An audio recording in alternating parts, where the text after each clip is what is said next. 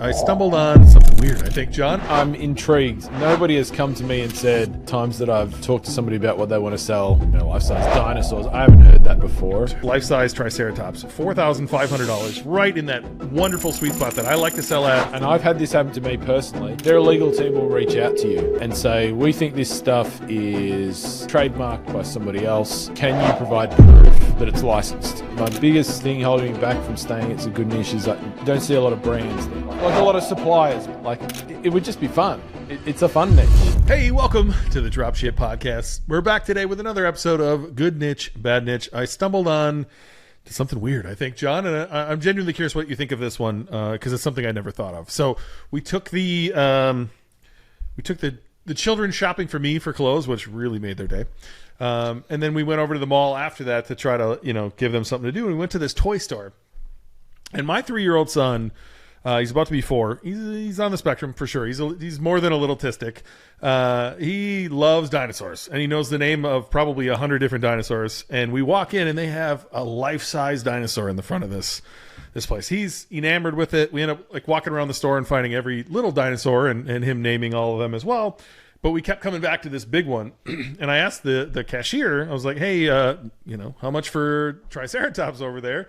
And they were like $4,400 plus it's made to order and it ships from Switzerland or something. I was like, what? And I'm paying for shipping? And they're like, yes, you are. And they're like, well, this one up here, we'd probably do a better deal on. I've worked here for years and that thing has been here the whole time I've worked here. So that's not a good sign right out of the gates. But I was fascinated. I was like, I wonder if this is a thing, right? So I went to Google, and I'm happy to share my screen with where I started here. And I just started typing in dinosaur statue, dinosaur, life-size dinosaur. Let me get the screen going here. Yeah, put it up on the screen, bro. Let's see it. I'm trying to get the right window up here. Okay, there we go.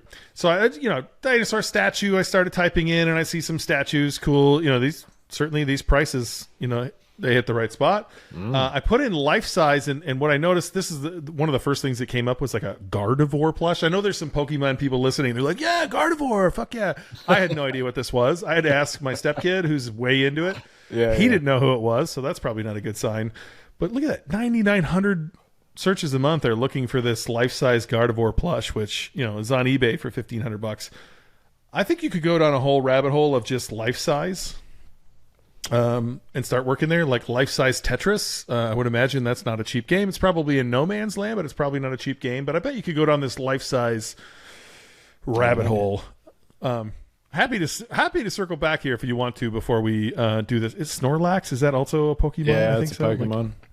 That's my favorite Pokemon name, Snorlax.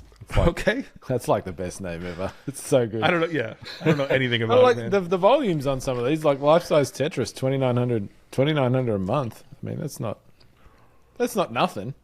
If it actually exists as a product, right?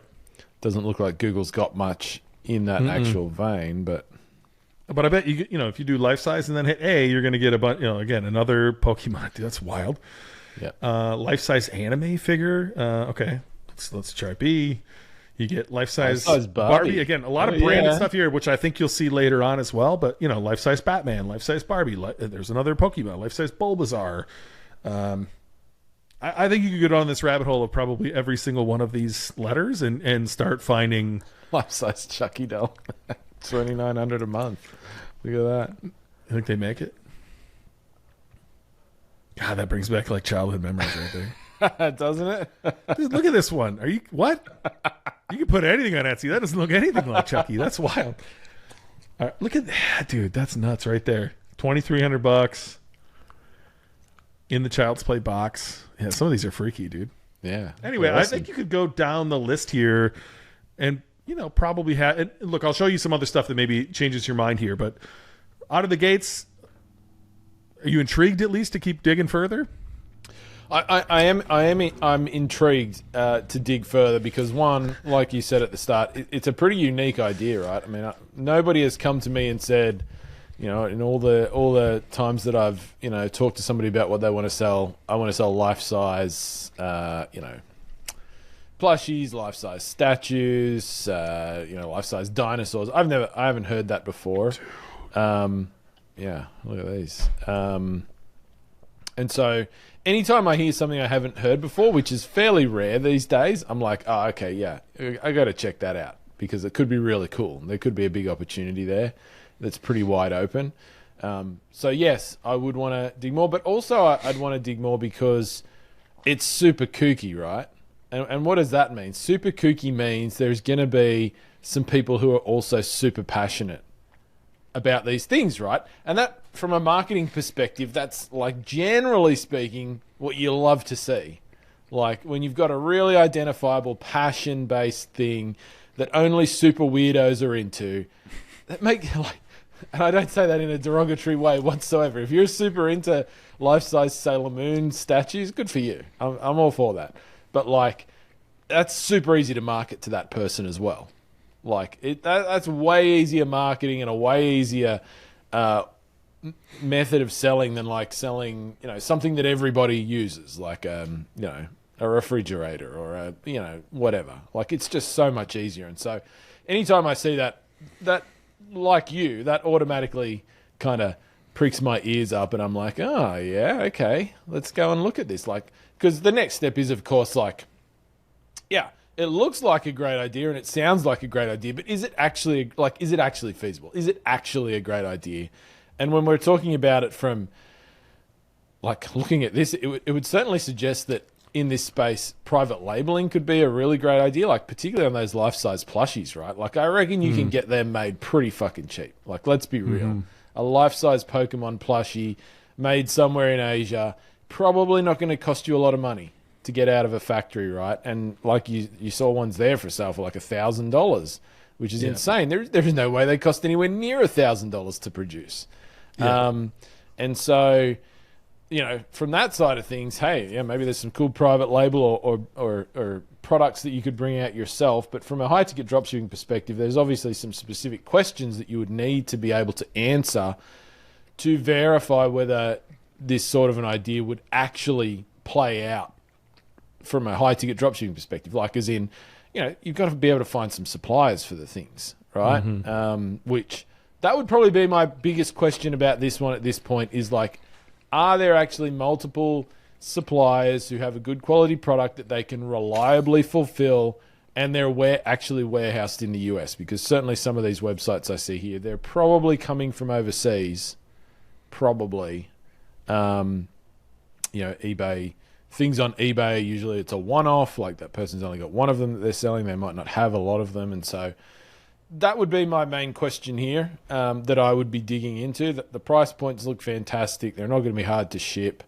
There probably is some repeat business potential, when you get into the Pokemon stuff, particularly like somebody into one Pokemon, they might have multiple of these life-size Pokemon things hanging around wherever they're putting them in their business or in their home. There's obviously a B2B and a B2C side to this. Like there are businesses that have like life-size dinosaur statues, as you mentioned. There's probably also some super freaks who have them in their house. Sure. You know what I mean? Or on their property, in their garden or, whatever it might be. And so, that mix of B2B and B2C is something that I usually personally really look for. I like to see that. That's for me personally, that's a big tick for any sort of niche idea is do you have a bit of both? Because I really like different aspects of both and I like having them together. So there's some really cool things here. I think, like I say, that supplier thing is the thing that immediately jumps out at me is that's the unanswered question about. All right, before I move on, shout out Bill. Bill, if you're watching this, buddy, I know this takes you back. Bill's one of my consulting clients. He's one of our students. He's one of our best students, if I'm honest with you. And I flew out to Arizona to do the session with him in person. And throughout the hotel, all these anime people just kept walking through our hotel. And we finally stopped one. We were like, hey, what are you doing?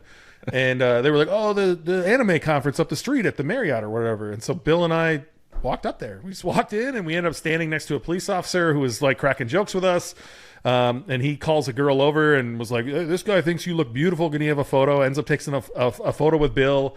And then we just walked around the conference. We ended up getting kicked out by like a warg or something. I don't know. Somebody dressed up in a weird way. But we walked around the whole thing. And all these people, to your point, super passionate, super weirdos. I'm a weirdo about weird stuff. They're weird about this stuff and like very passionate. They were buying stuff. People were selling stuff everywhere. They were all dressed up. Every single person had a costume on.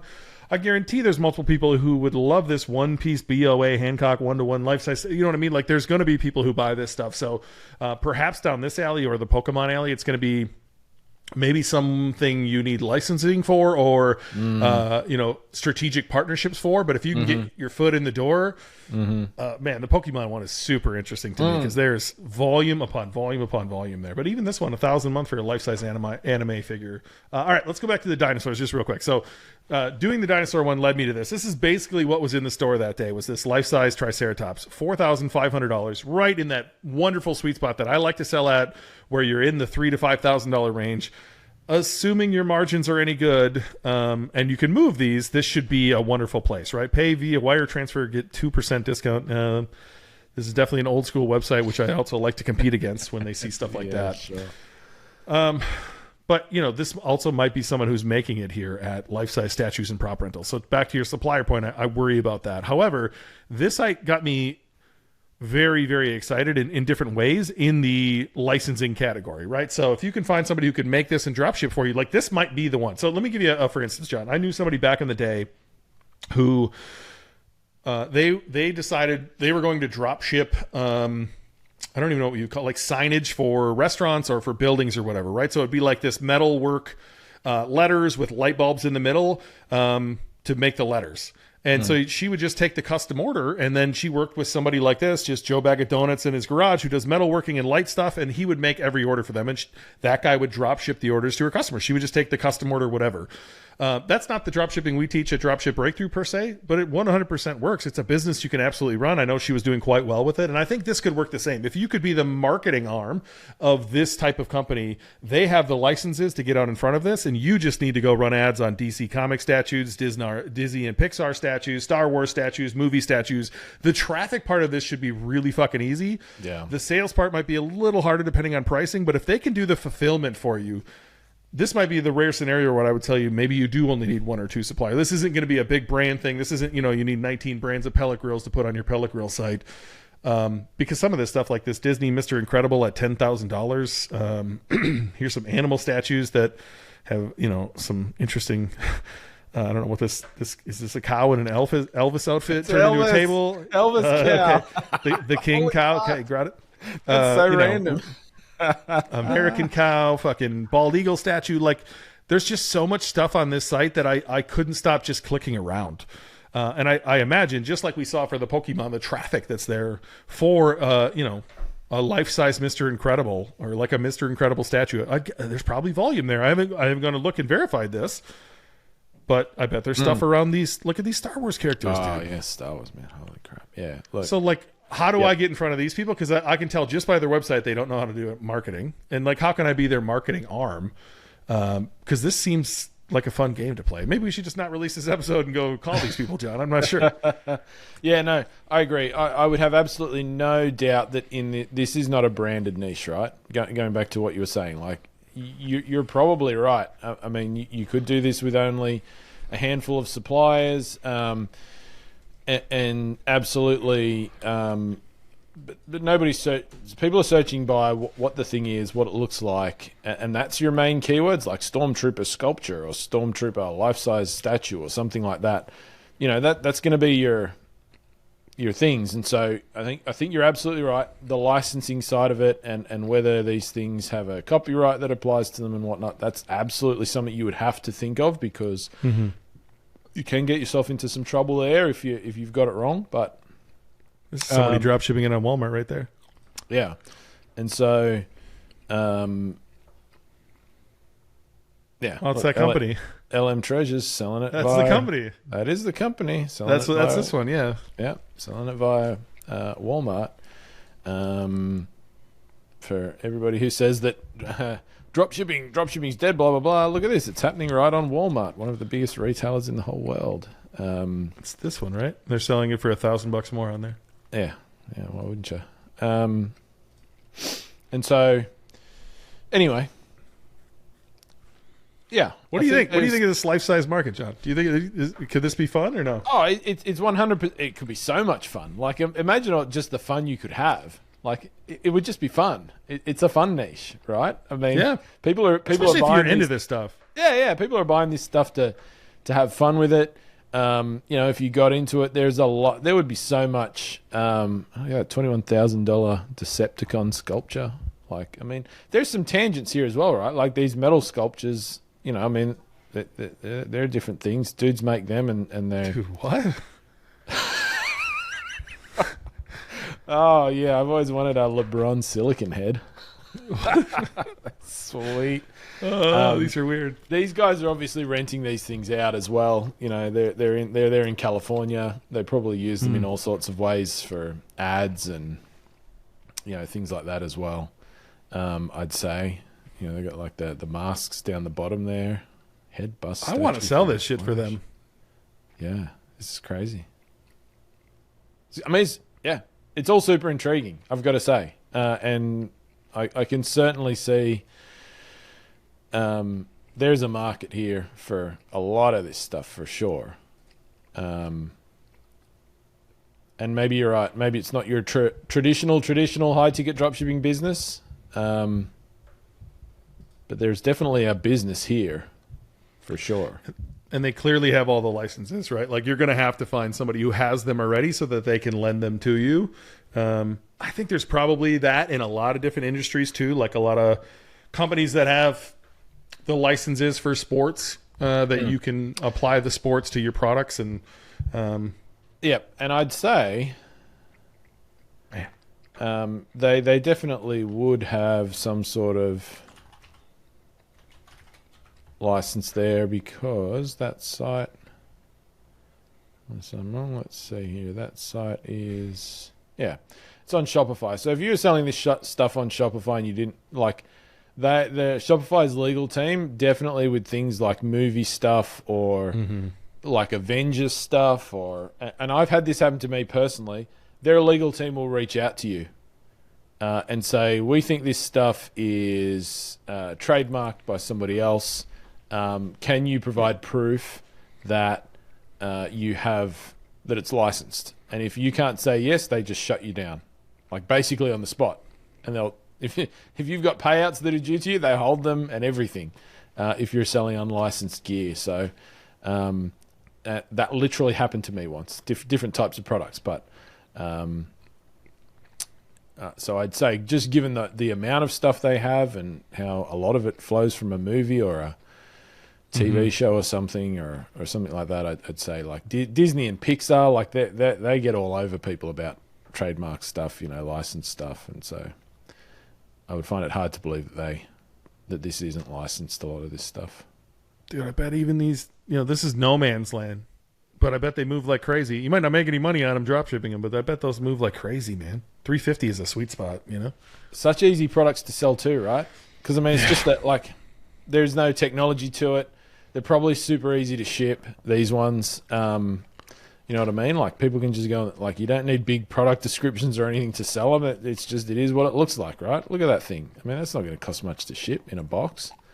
It's not big. No, my stepdaughter would kill me for this if I showed her like this. This is what I want for Christmas. That. Like once again, I mean, that's you probably make a little bit of money on that, to be honest. For sure. I got one more thing. Completely different industry, but I stumbled on this too, and I just want to know: have you ever looked into smart telescopes at all?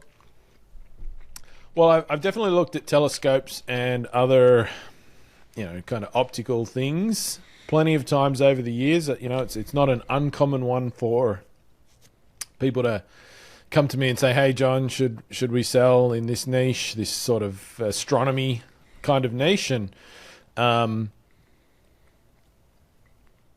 I hadn't come. I think you threw this one at me a couple of weeks ago, and I was like, well, these look new, right? Like I've been on and off looking at this niche for the last sort of 8 years, I guess, and I didn't remember these products. So obviously this is a new technology kind of development thing. They're getting popular, getting more popular, and look at that trend data. Yeah, so I mean, these are products I've seen people in the astronomy niche before. I've seen websites there, but I've never seen people selling these in particular. So this looks like a kind of new type of thing to me, for sure. You know, and I mean, looking at them, obviously, you know, price points are great. Yeah. There's brands for them, great. That ticks a box. It's a once again a passion-based market. You know, people do the astronomy stuff because they love it. They're passionate about it. It's a fun thing to do. So I mean, from a niche perspective and a customer avatar perspective, that ticks a big box. You know, so on the face of it, it would certainly seem like good products to me. Like there'd be a good niche based on what you can tell about it from the outside, for sure. And way back in the day, I had access to, I don't know, $800, $900 telescopes from a distributor that I was getting some of my 3D printers from. And I remember the margins looking good in there. And then when I talked to my rep, he was like, yeah, they look good now. Once we get you signed up, they go down. He's like, you're going to get about 12% on these. And I never even bothered with them at that point. That was the extent of my telescope knowledge. But I saw these and I was like, man, they got to have more than 12. You know, there is some no man's land in here on these smaller ones, but these bigger ones at, you know, $1,500, $3,000, $4,000. I don't know who's buying them. If I'm honest with you, that's not my area of expertise. I don't know who those people are, but obviously someone's buying them, and they're far easier to use, right? You just say, hey, I want to see Jupiter, and it's like, okay, where are you on the planet? It, you know, moves you over to Jupiter. That's pretty cool. So I'd never encountered these. I actually don't even know how I stumbled on them, and I figured I'd throw this in here at the end of the episode and see what you thought, because, you know, obviously you need to sell a lot more than just this. You can't just have a one product store and hope these manufacturers want to drop ship for you, but I do think plenty of them would. Yeah, like I said, I mean, I've definitely seen people drop shipping telescope products before. So definitely at least some of the brands there will drop ship, either themselves or via distributors. You know, I don't have like super up to date knowledge or intelligence of where the margins lie in this particular niche at the moment. Once again, I'm sure there's a range there. And, you know, I think, you know, there's probably, you know, some other products that you could pair these up with on a website as well. Like, you know, you wouldn't need to just be a telescope website if you don't want to. Of course, there's some other interesting things, you know, astrophotography. Like, I mean, you know, there's some cool things out there that could go alongside this sort of stuff. But, yeah. Once again, and I mean as well here, you know, you're not just in the B2C kind of landscape. There's a lot of organisations that buy these things, educational organisations, you know, and institutions that buy these things. So there's a B2B side to it as well, potentially, which is probably cool. You could sell multiple telescopes to the same business or the same institution, if it's a school or a university or something like that, I would assume. Or there's astronomy clubs out there, right? Like you know, like golf clubs or whatever. You go out there, hit up all the astronomy clubs, see if you can do a deal, get your thing promoted to their members or something like that. Like there's probably a lot of different little marketing angles to it as well. Well, I thought I'd throw it in there on the end because I stumbled on it. But, you know, to the listener or the watcher, if you're watching this, which one did John and I get more excited about? And like, the way we acted like little kids on that first one, that's how you want to find the niche you're looking at. You want to find one like that just makes you giddy. Because we're here to have fun, man. I don't know. I like having fun. So I stumbled on that. I'll throw out the usual disclaimer. If somebody's thinking about trying to do those statue things, John and I are in. Just tell us what we need to do to invest or help you out, because I think that would be a whole lot of fun. You do have to be a nerd to be qualified. You have to be into that stuff and have maybe, you know, some experience. I know often we get people reach out that I've never done this before. I actually haven't started, and I'm not even sure I'm going to buy your course, but I will partner with you tomorrow. Yeah, that's not exactly who we're looking for. You know, have a little bit of experience, but if you're into that, I think I'd try it out, John. I don't know about you. What did you? Good niche, bad niche? What did you say?